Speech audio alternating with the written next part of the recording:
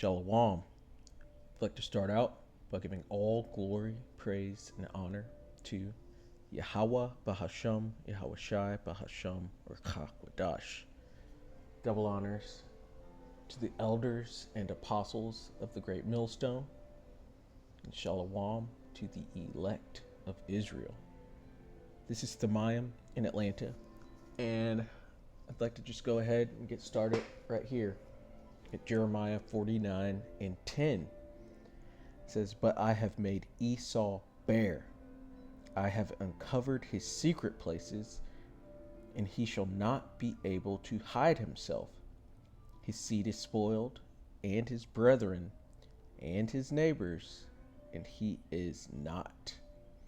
And that's just showing the Lord is exposing the Edomites for who they are, which is the devil of the Bible, devil meaning deceiver, and the Edomites being the self-proclaimed Caucasians or the white race.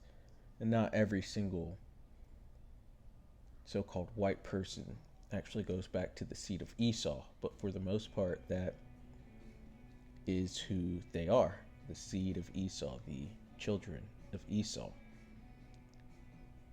But the exposure is coming from the prophets of the Lord, and it's coming from regular people with their TikTok videos and YouTube shorts and the news, and just everything is showing right now that the wicked of the earth is actually the self-proclaimed Caucasians, the Edomites.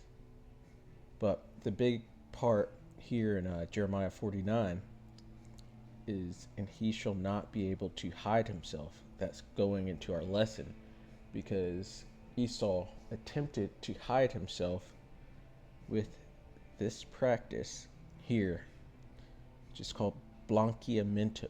Blanqueamiento, which we'll just go in and start reading it. This is from Wikipedia. It says Blanqueamiento in Espanol, or Blanqueamiento in Portuguese, both meaning whitening. And this is one of the ways in which Esau has tried to hide himself, through raping or taking on wives of Jacob, which I'm referring to as the Israelites, the Negroes, the Latinos, and Native Americans. So he's taken on our women as wives and put his seed into them, and some of it was an attempt to actually hide himself, so you couldn't identify them as being the Edomites because they look just like us. They'll have browner skin instead of the so-called whiter skin. But also, he set himself up as the standard of beauty and pushed that onto the world as the top race of the world. And so with that, you get to take on the women of the other nations. And it's not just Jake that he did it with. He's done it all around the world. I remember seeing a documentary in India, and it was talking about the skin lightening or skin whitening that's going on over there, and the darker skinned Elamites or Indians, East Indians, the ones especially trying to enter into show business or their Bollywood, they would actually undergo the dangerous practice of skin whitening. But that's all backwards. It says, "Is a social, political, and economic practice used in many post-colonial countries in the Americas and Oceania to improve the race, mejora la raza." And the Northern Kingdom, they actually, some of them still stick to that, to try to improve the race. But they've got it all backwards. It says, "Towards a supposed ideal of whiteness." The term Blanqueamiento is rooted in Latin America and is used more or less synonymously with racial whitening. However, Blanqueamiento can be considered in both the symbolic and biological sense. Symbolically, Blanqueamiento represents an ideology that emerged from legacies of European colonialism or white supremacy. And they're trying to, with the women, they're trying to boost their status because women are survivalists and try to get the best of whichever deal they can.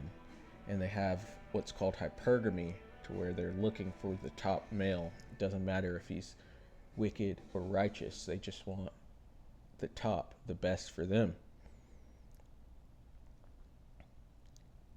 It's described by Anibal Quijano's theory of coloniality of power, which caters to white dominance and social hierarchies. And if you look into Latin America and what's going on within the Northern Kingdom, they have different categories of people, from Negro, which means black, to Moreno, which is more for brown, and then Blanca, which are your whiter looking Hispanics or Latinos. So it's biologically, Blanqueamiento is the process of whitening by marrying a lighter skinned individual to produce lighter skinned offspring. And this is also where so-called colorism comes in, and Esau's divide and conquer tactics of splitting up people by colors and by sexes, by races, and within a certain bloodline, or within the Negroes here, he's split us up by skin color. Even though we all have some melanin, he would split us up by darker skin, maybe out in the fields, and then the lighter skin would be in the house, serving in the house.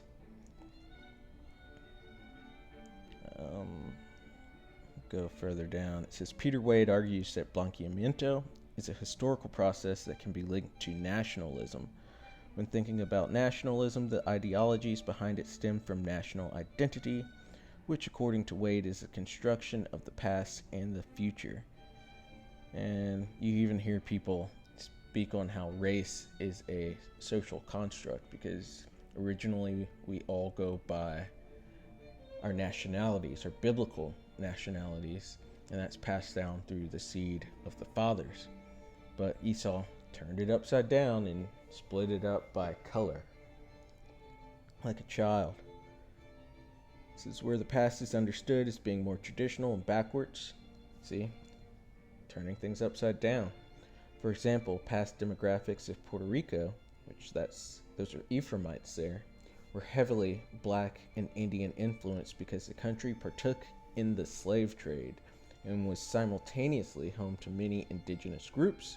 Therefore, understanding Blanqueamiento as it relates to modernization is then understood as a guidance in the direction away from black and indigenous roots. Modernization then happened as described by Wade as the increasing integration of blacks and Indians into modern society, or Israelites, where they will mix in and eventually disappear, taking their primitive culture with them, which our culture, maybe not at that time because we were going off, which is why we were punished with things like this and with slavery and with, all of the wickedness that the Edomites brought to us. But our culture is the culture that they have tried to take on, the Israelite culture. Now they call themselves Christians, they call themselves small hatters, and they are not. They are the Hebrew Edomites. They're not Hebrew Israelites. This is the increasing integration of blacks and Indians into modern society, where they will mix in and eventually disappear, taking their primitive culture with them. This kind of implementation of Blanqueamiento takes place in societies that have historically always been led by white people, whose guidance would carry the country away from its past, which began in Indianness and slavery, with hopes of promoting the intermixing of bodies to develop a predominantly white-skinned society. That's him heaping on all people unto himself. It says Blanqueamiento was enacted in national policies of many Latin American countries at the turn of the 20th century. In most cases, these policies promoted European immigration as a means to whiten the population. And he's been doing this ever since he came into power, and even before that in the Greek and Roman societies, because he's just spread himself all over the world. And with that, he's taken the women and produced lighter and lighter skinned people, even though they might take on the features of a Negro or Latino or any of the other nations. They're still Edomites. They are still the seed of Esau. And Jeremiah 49:10 said he shall not be able to hide himself. And this is a bit to expose that, their policies. So let's just go ahead and get into the scriptures, because he has spread himself throughout the earth and saying his image is the best image. This is Psalms 37:35. It says, I have seen the wicked in great power, the wicked being the Edomites, according to Malachi 1:4, the borders of wickedness. And they're currently in their rulership and their power within their blessing. And it says, and spreading himself like a green bay tree. And that's through that colonizing and, not keeping it home and going into all these other nations and rape, robbing, and murdering. And at the same time, lightening society, lightening these different places that he's gone into. But he's not going to be able to hide himself, and the Lord is coming back to separate all of that, the wheat from the tares. And green bay trees, they spread out wide, which is why it spoke of a green bay tree. So this is Matthew 13th chapter and the 24th verse, and we're just going to read down. And this is the parable of the wheat and the tares. It says, another parable put he forth unto them, saying, this is Yahushua speaking, the kingdom of heaven is likened unto a man which sowed good seed in his field, that good seed being the Israelites, the Negroes, Latinos, and Native Americans. And just like we were scattered throughout the four corners of the earth through slavery and the different captivities, the wicked have scattered themselves throughout the earth through their conquering and colonizing. It says, but while men slept, his enemy came and sowed tares among the wheat, the enemy being the Edomites. And while men slept, it's in the state that we're just coming out of. It says it's high time to awake out of sleep. We've been in a sleep state or a dead state, but the dry bones are awakening now, and that great army of the Lord is forming. It says, and so tares among the wheat, and that's Esau putting his seed into our women, producing tares. And it says, and went his way. But when the blade was sprung up and brought forth fruit, then appeared the tares also. So when these seeds grew up, you could see, or came out, you could see you could tell there's wheat and tares, but they look similar. If you've ever seen wheat and tares, they look very similar. So it's better to just let them grow up, and then you divide and separate them later. It says, so the servants of the householder came and said unto him, Sir, didst not thou sow good seed in thy field? From whence that hath it tares? He said unto them, an enemy hath done this. And that's right, an enemy did do this. The Edomites, spreading themselves like a green bay tree. It says, the servants said unto him, wilt thou then that we go and gather them up? But he said, nay, lest while we gather up the tares, ye root up also the wheat with them. It says, let both grow together until the harvest being the day of the Lord. It says, and in the time of harvest I will say to the reapers being the angels, gather ye together first the tares, and bind them in bundles to burn them. And that's this great sacrifice in the land of America and throughout the world on this the great day of the Lord. And that's going to be done with nuclear fire. That's the day that's coming that will burn as an oven. That's the lake of fire. That's the sea of glass. That's all of that hellfire that you hear about is spoken about throughout the scriptures.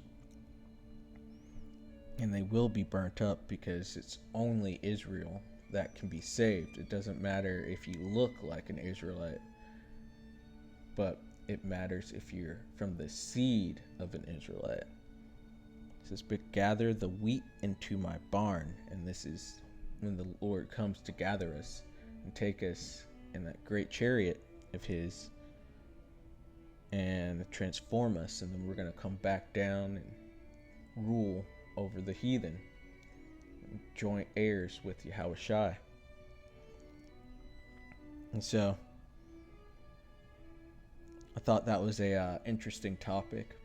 Blanqueamiento, hard for me to say, kind of a tongue twister, but yeah, I just did a lesson on how Israel has been scattered throughout the four corners of the earth, and because of that, we're going to be looking like every nation under the heaven, but the wicked have also scattered themselves throughout the four corners, and they're going to be looking like all the different nations too.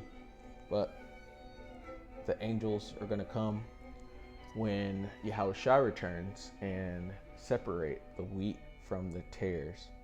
And so, Lord willing, that was edifying. I'd like to give all glory, praise, and honor to Yahweh Bahasham, Yahushua Bahasham Rakach Wadash. Double honors to the elders and apostles of the Great Millstone. And Shalom to the elect of Israel. Shalom.